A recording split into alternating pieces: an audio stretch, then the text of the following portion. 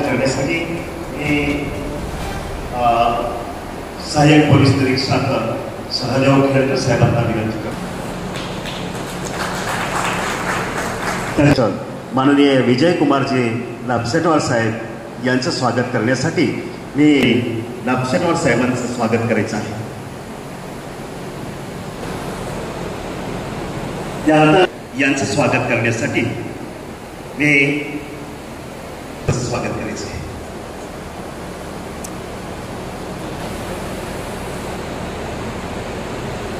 Doctor फराहीम यांचं स्वागत करण्यासाठी मी समोर पोलीस करायचं आहे. सर्वजण उपस्थित राहिले व्यासपीठ आणि सर्व गणेश बापू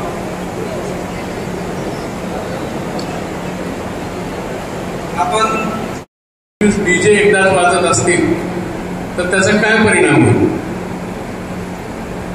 म्हणून पोलीस प्रशासनातर्फे आपल्याला विनंती आहे, आवाहन आहे की आपण डॉल्बी मुक्त गणेश उत्सव साजरा करावा. परंतु सर्वांचीच इच्छा आहे की डॉल्बी राहायला पाहिजे आणि जर डीजे जर आपण आणला खराखुरा डीजे तर ते खराखुरा डीजे जर आणला तर मग तो खूपच अडचण होईल. कारण इथं असं म्हटलं की रस्ते आणून आहेत, घराचे पत्रे पुढे आलेले आहेत, बऱ्याच ठिकाणी ती गाड्या म्हणू पण शकत नाही. तर कृपया आपल्याला पोलीस प्रशासनातर्फे आवाहन असेल की डीजेचा वापर करू नये आणि जे काही वाहनं वापरणार आहात मिरवणुकीमध्ये ते वाहनाची साईज ही रस्त्याच्या साईजपेक्षा मोठी नसू नये. पत्रकार बंधू, त्यानंतर पोलीस पाटील, गणेश मंडळाचे सर्व सदस्य, पदाधिकारी, अध्यक्ष, त्यानंतर उपस्थित सर्व प्रतिष्ठित नागरिक आणि शांतता समितीचे सदस्य, आज तामसा पोलीस स्टेशनतर्फे आयोजित आगामी जे सण उत्सव साजरे होणार आहेत ते आता इथून पुढे श्रावण महिना आपला संपत आलेला आहे आणि त्यानंतर सगळे सण जवळपास मोठ्या प्रमाणात आपण जे साजरे करतो ते सुरू होतील. त्यामध्ये आता हे जे आगामी सगळे सण उत्सव आहेत ते सण आपण शांततेत साजरे करावे. त्यासाठी काही नियम अटी आहेत, काही तुमच्या पण काही अडचणी असतात त्या पण आम्हाला समजाव्यात, त्या अडचणी आम्ही कशा सोडू शकतो यासाठी आणि आमची जे काही अपेक्षा असतील तुमच्याकडून किंवा आमचे जे नियम अटी असतील त्या कळवण्यासाठी तुम्हाला आपण ही शांतता समितीची आज बैठक बोलवलेली आहे. खूप कमी शॉर्ट नोटीस म्हणजे एका दिवसाच्या वेळेच्या होती की बैठकीसाठी आणि तुम्ही खूप चांगला प्रतिसाद दिलाय, त्यासाठी तुमचे सर्वांचे सर्वप्रथम धन्यवाद. तुम्ही या मीटिंगसाठी आलेले आहेत. आता बऱ्याच जणांचे ऐकले म्हणजे कोणाच्या सूचना होत्या, कोणाची मागणी होती काही. ठीक आहे, आपण नियम अटी का म्हणजे पोलीस असो किंवा कुठलेही शासन असो किंवा नियम अटी का घालतो. जर तुम्ही विचार करा, आपण जर रस्ते चालवताना मोटरसायकल चालवणाऱ्या किंवा चालणाऱ्यासाठी जर नियमच नसतील काय होतील, ऍक्सिडेंट होतील की नाही. कोणी कुठल्याही साईडनी गाडी चालवेल, चालणारा कसाही चालेल, गाड्या चालवणारे कसेही चालवतील. मग हे जे नियम आहेत ते आपल्यासाठीच असतात का, तर आपलं जे आयुष्य असेल ते सोयीस्कर व्हावं किंवा आपलं रोजचं जे धावपळीचं जीवन आहे, रोजचं जीवन आहे ते सोयीस्कर व्हावं यासाठी आपण हे नियम अटी घातलेले असतात. मग गणपतीमध्ये आम्ही तुम्हाला अटी घालतो, काही शर्ती हे करतो, कशासाठी, तर आपले हे सण उत्सव शांततेत साजरे व्हावे यासाठीच. त्यामागे आमचा उद्देश नाही तुम्हाला त्रास देण्याचा किंवा कुणालाही विनाकारण कोणावर गुन्हे दाखल करण्याचा. आमचा एकच उद्देश आहे की दोन समाजामध्ये किंवा इतर समाजामध्ये किंवा एकाच समाजामध्ये असे भांडणतंडे होऊ नये, विनाकारण आम्हाला तुमच्यावर गुन्हे दाखल करण्याचा वेळ येऊ नये. आणि गुन्हे दाखल झाल्यानंतर काय परिस्थिती येते म्हणजे आपल्या सगळ्या ज्येष्ठ मंडळींनी सांगितलेलेच आहे की काय होऊ शकते गुन्हे दाखल झाल्यानंतर विनाकारण. कारण मंडळामध्ये आपले बरेचसे तरुण मुलं असतात, 15 ते 30-35 वयोगटातलेच मुलं असतात, पुन्हा त्यातले बरेचसे अभ्यास करणारे असतात, काही तयारी करणारे असतात, विद्यार्थी असतात. गुन्हे दाखल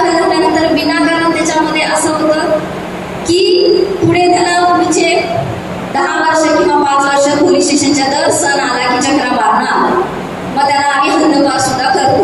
त्यानंतर पोलीस स्टेशनची तीच केस जवळपास 10-15 वर्ष कोर्टात चालते. प्रत्येक वेळेला कोर्टाच्या चक्रा मारणं आलं. आणि दुसरं आहे की उद्या कॅरेक्टर व्हेरिफिकेशन, तुम्ही कुठली नोकरी करायची असेल तुम्हाला खास जातो, त्यामुळं ते वाहन चालक सुद्धा तिथे कंटिन्यू असलं पाहिजे, आरटीओ तपासणी झाली पाहिजे. त्यानंतर तुम्ही सुद्धा तुमच्या एक अशी लाईटची व्यवस्था करा. जर एखाद्या वेळेला अचानक लाईट गेली तर मग आपल्या गणपतीजवळ ही अशा लाईटची व्यवस्था असणं आवश्यक आहे. त्यामुळे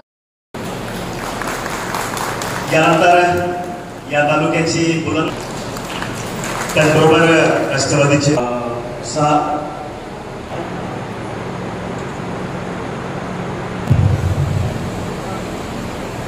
करण्यासाठी मी बालाजी नरवडे साहेब फौजदार यांना विनंती करतोय. यानंतर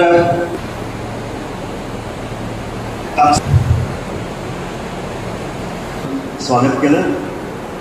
सांगू इच्छितो कार्यक्रम शेवटच्या टप्प्यात आलेला आहे. अशा सर्वसामान्य जनतेपासून सर्वांचीच अपेक्षा असते आणि म्हणून त्या निमित्तानं साहेब आपले काही अपेक्षा आहेत. साहेब या ठिकाणी सांगावं असं मला वाटतं, बऱ्याचशा वेळापासून आमच्या शहरासाठी CCTV कॅमेऱ्याचा हा विषय थोडासा, त्यासाठी काही या ठिकाणी आजची बैठक लावली. या बैठकीला उपस्थित असलेले अपर पोलीस अधीक्षक माननीय श्री अर्चना पाटील, या विभागाचे लोकप्रिय आमदार बाबूराव कदम, मान्य संजीवन निलगिरे, उपविभागीय पोलीस अधिकारी भोकर, सर्व पदाधिकारी आणि सर्व प्रस्तावित असलेले जे काही गणपती, त्या गणपती मंडळाचे सर्व अध्यक्ष, उपाध्यक्ष आणि सदस्य मंडळी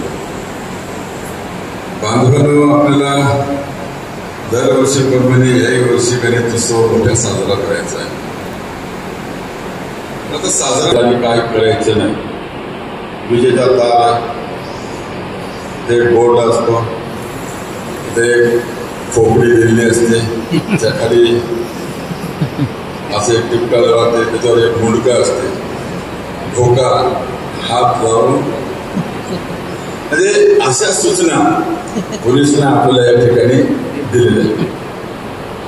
तर दरवर्षी आपण या ठिकाणी जो बैठक घेतो, हा गणेश उत्सव साजरा करत असताना गावामध्ये कुठेही शांतता भंग झाली.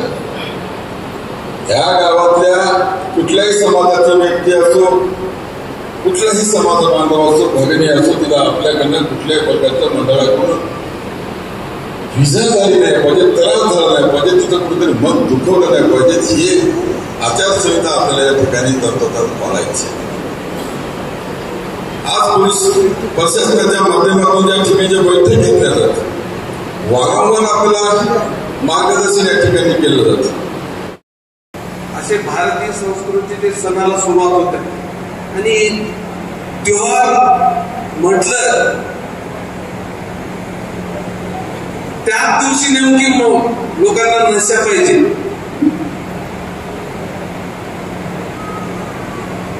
असो, त्या शांतता कमिटीच्या बैठकीसाठी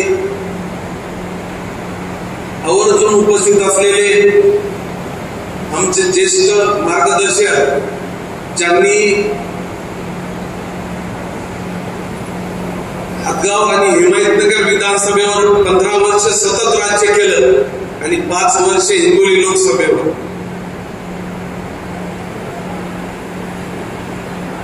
असे सुभाषरावजी वानखेडे साहेब, त्याचबरोबर माननीय अर्चना पाटील, अपर पोलीस अधीक्षक भोकर, त्या सुद्धा आपणास मार्गदर्शन करण्यासाठी आलेले आहेत. संजीवन मिरकेले साहेब, उपविभागीय पोलीस अधिकारी, या गावचे प्रथम नागरिक तथा सरपंच आनंदरावजी घंटलवार साहेब, राष्ट्रवादी काँग्रेस पक्षाचे तालुका अध्यक्ष निळू पाटील, माजी सभापती केशवरावजी हालन साहेब, त्याचबरोबर ग्रामपंचायतचे सदस्य सुभाषरावजी धर्मुरे, व्यापारी असोसिएशनचे अध्यक्ष रविशेठ बंडेवारजी, बाजार समिती कृषी उत्पन्न बाजार समितीचे उपाध्यक्ष विशालजी परबनकर, जिल्हा परिषदचे माजी सदस्य रमेशजी घंटलवाज, व्यापारी असोसिएशनचे नंतर 15 वर्ष आमदार होते. आम्ही 15 वर्ष जिल्हा परिषद सदस्य. मी स्वतः 10 वर्ष होतो. 6 ते 7 वर्ष हातगाव शहरामध्ये बिना पोलीसची गणपती उत्सव साजरा केला, ते सुद्धा मस्जिदच्या समोरून. आणि आजही वानखेडे साहेब असो, सर्व आम्ही मस्जिदी समोर खुर्च्या टाकून बसतो. कधीच भानगड झाली नाही. 25-30 वर्षामध्ये आमच्या नोव्यात सुद्धा मुस्लिम समाज मोठ्या प्रमाणात आहे. एकही जाती दंगल झाली नाही. हल्ली आपल्याला सुद्धा एखादी उमाप साहेब नॉन करप्टेड आहे, परंतु चेन तशीच पाहिजे ना.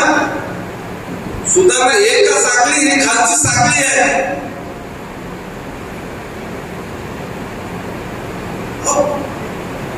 एखादे लोक जर पोलीस मध्ये येऊन जर गदारोळ करत असेल, आणि टाका मला 353 करा. कायदा जर कायद्यात अंमलबजावणी करायची असेल, तर कुणी असो, आमचा कार्यकर्ता असो, कुठल्याही पक्षाचा असो, आतमध्ये येऊन गोंधळ घालत असला तर बिलकुल त्याच्या झुंडावर लात मारा, मला लोटा 353 करा. कशी वचक राहत नाही, कसं प्रशासन चालत नाही ते बघतो.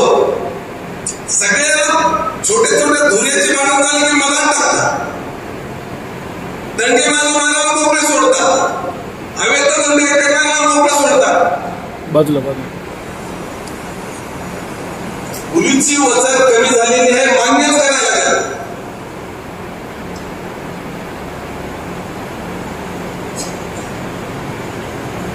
परवा बसलो तो उमाप साहेबाकडे, परंतु जे निरापराध लोकांना पनिशमेंट होते, त्यांचे सरळ अवैध धंदेवाल्यांना मोकळे सोडतो आपण, ते चुकीचं आहे. अभिमानानं सांगतो, वानखेडे साहेबांनी 15 वर्षात मटका आम्ही चालू दिला नव्हता. आज इथून तिथून चेन सगळी बिघडलेली आहे. याच्यासाठी मॅडम आपल्याला काम करायचं आहे. कुणीही असो, मी माझी कधीच शिफारस नसते, कधीच बोलणार नाही. धुऱ्याची भानगड झाली तर 2-5 हजार रुपये त्यांच्याकडून हे करतात. मी जिल्हा परिषद सदस्य तेवढं वानखेडे साहेब होते. निवगा चौकीमध्ये पोलीस स्टेशनमध्ये बीड जमादाराने एखाद्या 2-5 हजार, 3,000, 2,000 घेतलेले आम्ही 8 दिवसाला पत्ता लागल्यावर त्यांना वापस करायला लावली होती. आजही अभिमानानं सांगतो, कालच्या अंगणवाडीच्या भरतीमध्ये हिमायतनगरला 3-4 महिलांकडून पैसे जमा करून त्या महिला बाल विकास अधिकाऱ्यांनी घेतले होते. मला समजले त्यांना 15 दिवसाला 2.25 लाख रुपये त्यांच्या घरी वापस करायला लावले. पैसा सगळ्याला पाहिजे, पैशाशिवाय काहीच होत नाही, परंतु काहीतरी नीतिमत्ता आपण ठेवली पाहिजे. आपण शपथ काय घेतो, आम्हाला सुद्धा पैसा पाहिजे. पैशाला कुठं खायचा, कुठं नाही खायचा, याचा आपल्याला भान असलं पाहिजे. आणि कार्यकर्त्याला विनंती सुद्धा थोडस तेव्हाच्या दिवशी, गणपती उत्सवाच्या दिवशी थोडं सांभाळणं. कशावर हिंदू मुस्लिम दंगल याच्यापूर्वी का झाली नाही, कोण आहे याच्या पाठीमागं? पोलिसनं थोडस लक्ष घातलं पाहिजे. हे लोक तरी हे काय नाही, एका शब्दात सगळे शांत होत होतं. परंतु आपण सुद्धा सहकार्य केलं पाहिजे.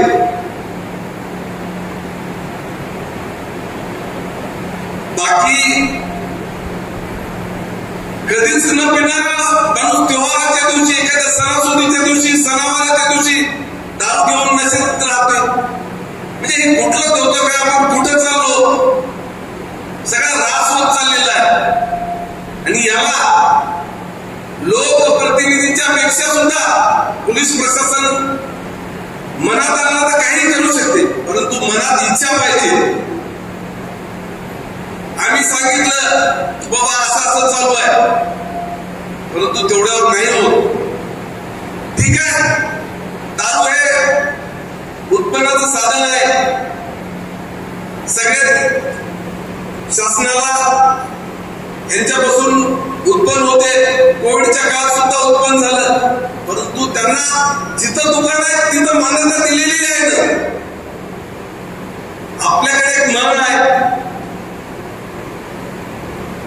जवळ जर असलं तर ते जास्त होते. एखादं बाहेर 2-5 किलोमीटरवर असलं काही एखादं दुकान तर थोडासा विलंब लागते की नाही. खरंच गळ्याला